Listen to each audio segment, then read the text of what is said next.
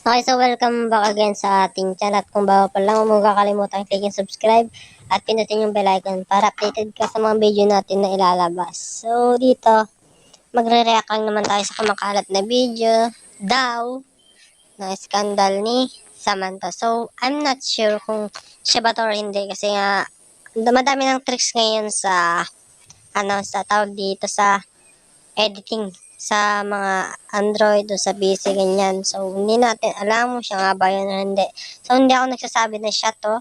Basta, ako magre-react lang ako dito. Titignan ko lang or kung gusto nyo din makikita, panoorin nyo lang to guys, yung video na kumalat. So, ayun. So, ang kasamaan lang kasi dito, ba't pa nilabas nung nag-video kung siya man yun or may nangyari man talaga. So, hindi natin alam.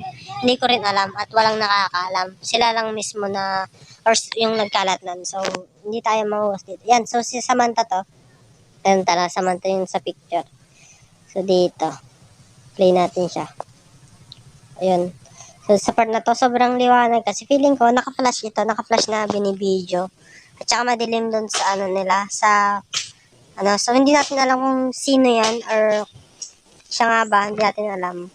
Kaya titignan lang natin tong video na lumabas. Yan. So alam kong madami na sa inyo nakapanood to at meron pa sa inyo to. So check nyo na lang. Ayan. Ayan na. Sobrang liwanag kasi. So i-blur ko na lang or tatakpan ko mga dapat na hindi nyo makita kasi bawal yan sa YouTube guys or sa any social media platform kasi bawal ang mga malalabag natin yung rules ng community.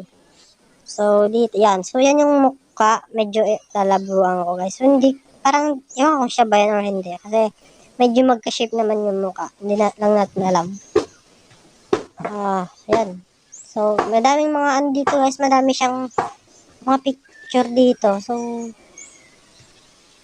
yan. So, yung picture na yan, guys, yun.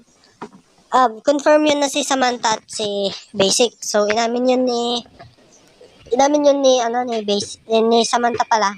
Sa live niya ata. Hindi ako sure. Nakita ko sa TikTok yung pag-amin niya dun eh.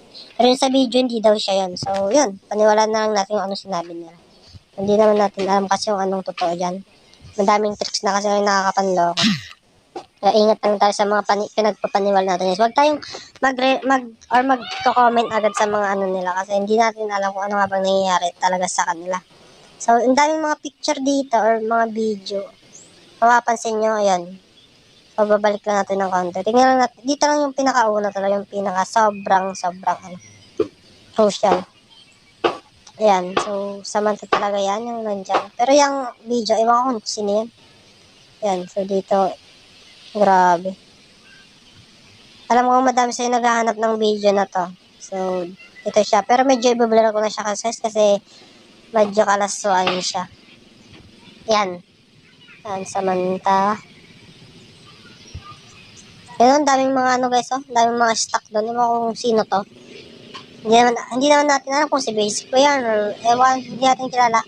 Kasi hindi niya pinakita yung kanyang sarili. Yung phone lang yung pinakita niya dito. So hanggang dun lang guys, pinakita ko lang sa inyo. So yun yung reaction ko about dito sa kumakalat na video. So hindi natin alam kung ano nga ba yung katotohanan. Kaya wag na lang tayo maniwala agad based sa nakita natin. Okay.